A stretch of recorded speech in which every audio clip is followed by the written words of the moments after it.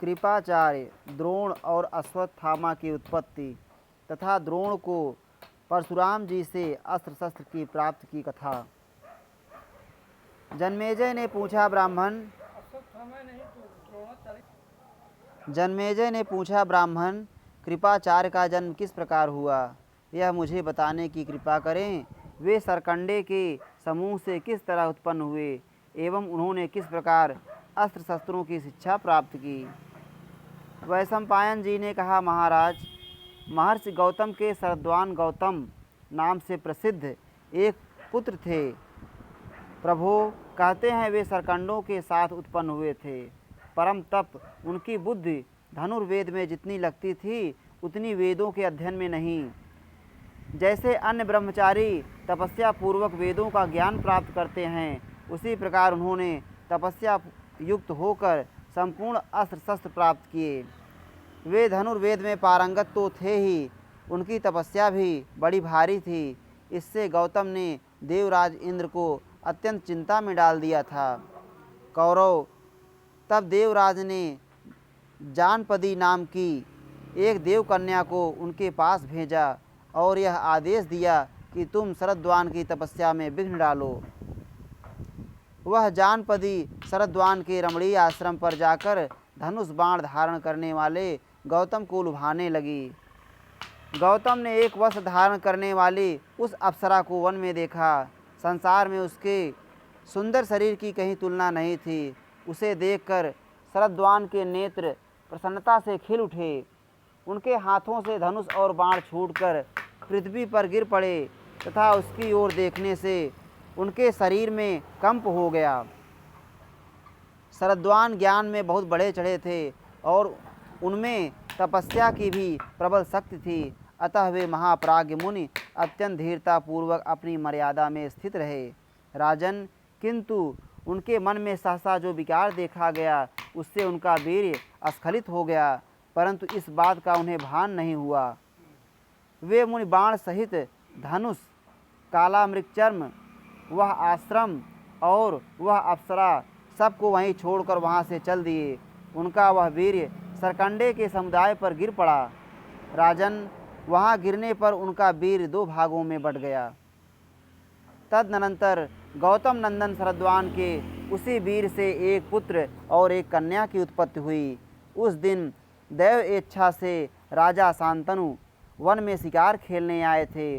उनके किसी सैनिक ने वन में उन युगल संतानों को देखा।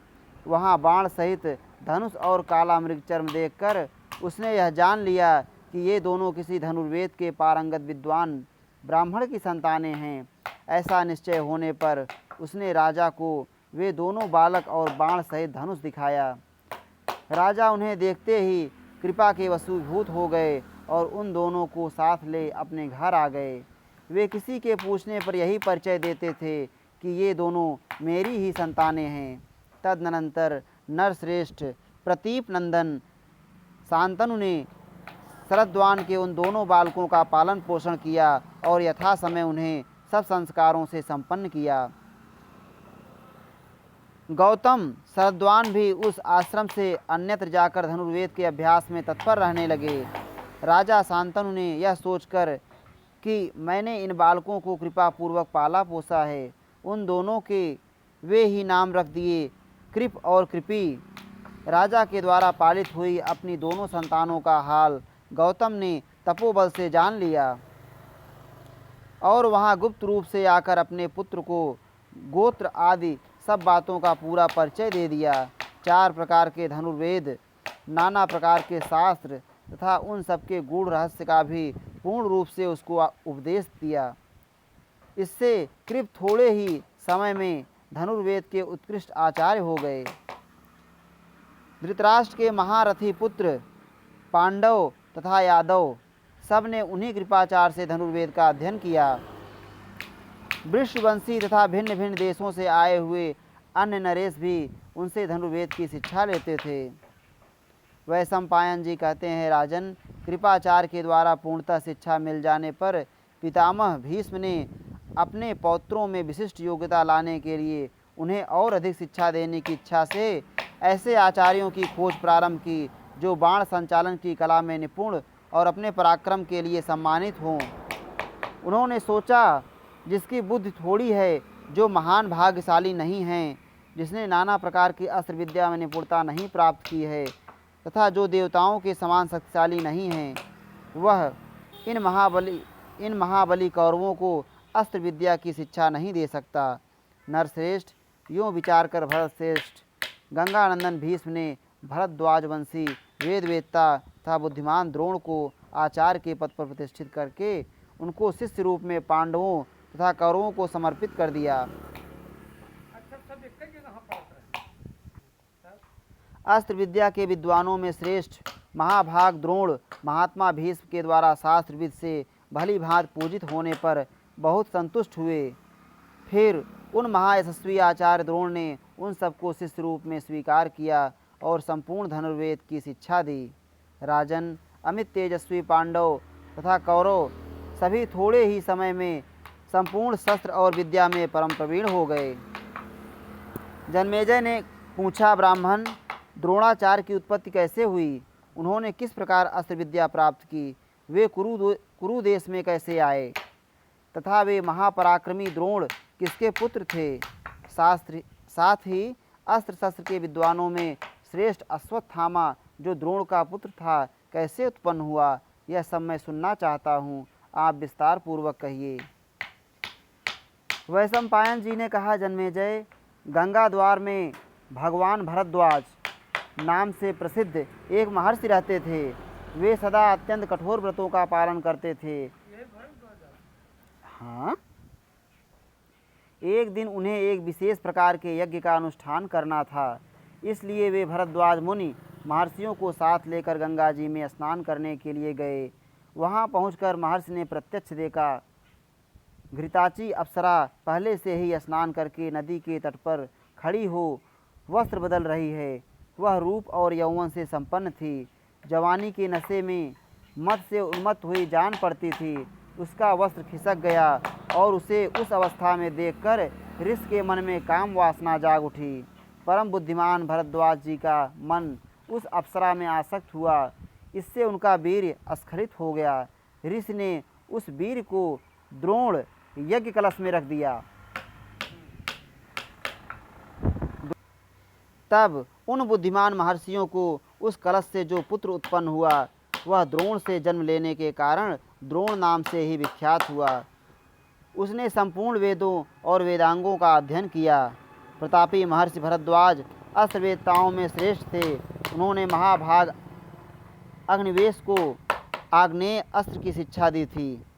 जन्मेजय, अग्निवेश मुनि साक्षात अग्नि के पुत्र थे। उन्होंने अपने गुरु पुत्र भरद्वाज नंदन द्रोण को उस आग्नेय नामक महान अस्त्र की शिक्षा दी।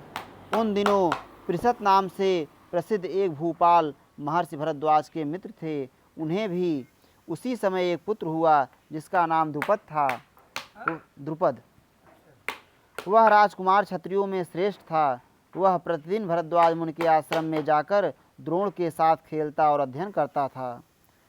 नरेश्वर, जन्मेजय, पृषत की मृत्यु हो जाने पर महाबाहु द्रुपद उत्तर पांचाल देश के राजा हुए।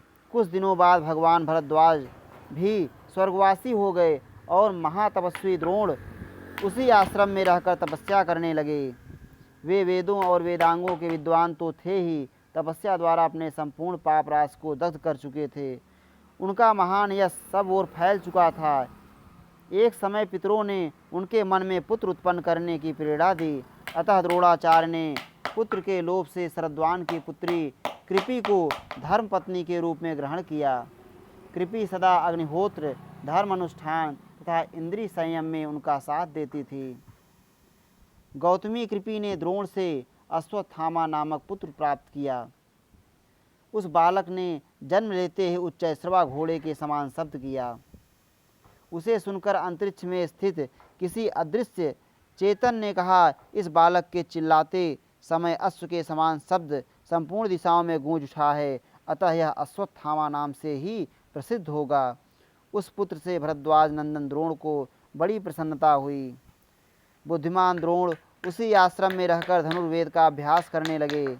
राजन, किसी समय उन्होंने सुना कि महात्मा जमदग्नि नंदन परशुराम जी इस समय सर्वज्ञ एवं संपूर्ण शस्त्रधारियों में श्रेष्ठ हैं तथा शत्रुओं को संताप देने वाले वे विप्रवर ब्राह्मणों को अपना सर्वस्व दान करना चाहते हैं। द्रोण ने यह सुनकर कि परशुराम जी के पास संपूर्ण धनुर्वेद तथा दिव्यास्त्रों का ज्ञान है, उन्हें प्राप्त करने की इच्छा की। इसी प्रकार उन्होंने उनसे नीति शास्त्र की शिक्षा लेने का भी विचार किया। फिर ब्रह्मचर्य व्रत का पालन करने वाले तपस्वी शिष्यों से घिरे हुए महातपस्वी महाबाहु द्रोण परम उत्तम महेंद्र पर्वत पर गए। महेंद्र पर्वत पर पहुंचकर महान तपस्वी द्रोण ने क्षमा एवं समदम आदि गुणों से युक्त शत्रुनाशक भृगुनंदन परशुराम जी का दर्शन किया।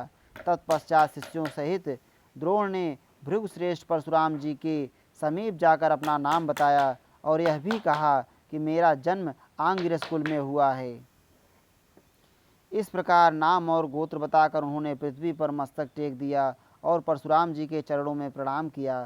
तदनंतर सर्वस्व त्याग कर वन में जाने की इच्छा रखने वाले महात्मा जमदग्नि कुमार से द्रोण ने इस प्रकार कहा, द्विजश्रेष्ठ, मैं महर्षि भरद्वाज से उत्पन्न हुआ उनका अयोनिज पुत्र हूँ। आपको यह ज्ञात हो कि मैं धन की इच्छा से आया हूँ। मेरा नाम द्रोण है।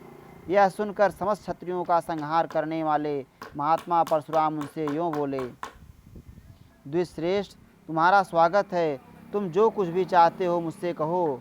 उनके इस प्रकार पूछने पर भरद्वाज कुमार द्रोण ने नाना प्रकार के धन रत्नों का दान करने की इच्छा वाले योद्धाओं में श्रेष्ठ परशुराम से कहा, महान व्रत का पालन करने वाले महर्षि, मैं आपसे ऐसे धन की याचना करता हूँ जिसका कभी अंत ना हो।